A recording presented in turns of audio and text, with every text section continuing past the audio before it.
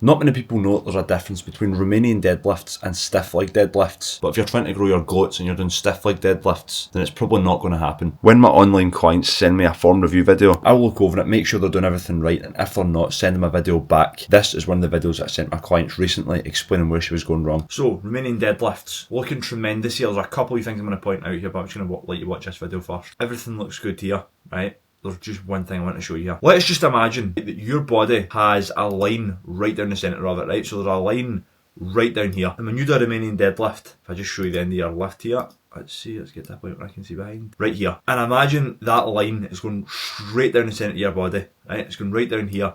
You want for a Romanian deadlift, which is what I've programmed in your program, you want as much of this here going that way. You want to really push your hips behind that line, and really that's when you're going to get the most glute activation. With this line here, you want to send the hips as far back behind it. And if we go back and we watch your form here, right, watch this.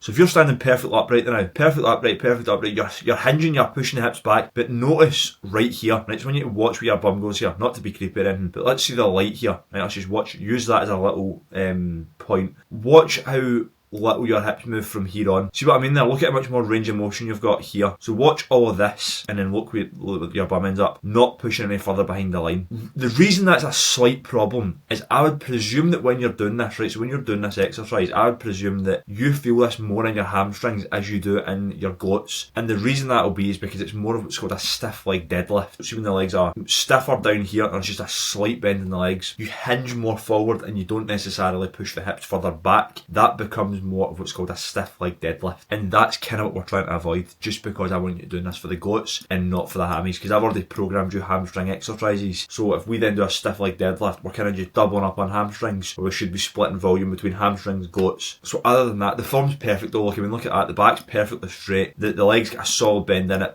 Dumbbells are in the exact position I'd want them in. Your head's even facing forward. Some people think you need to have your head like this always because it's going to crank your neck here.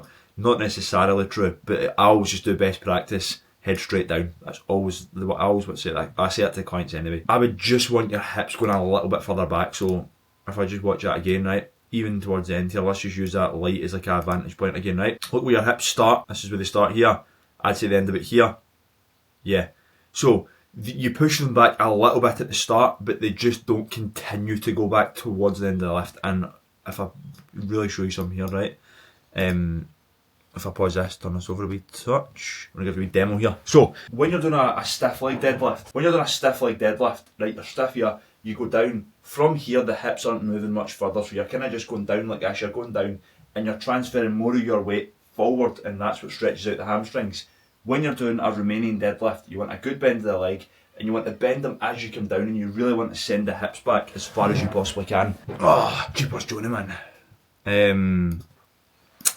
So when you're on here, I want you to just try and push the hips back as well as bending the legs ever so slightly. So not a massive bend in the leg, I'm not looking for you to do a squat here. Just keep in mind that for a Romanian deadlift, you want a little bit more hips back and a slight bend in the leg rather than pushing the hips back ever so slightly, then letting all of this fold. So once again, if I use a wee pen here, when you do it, there's like, this is all coming forward to here.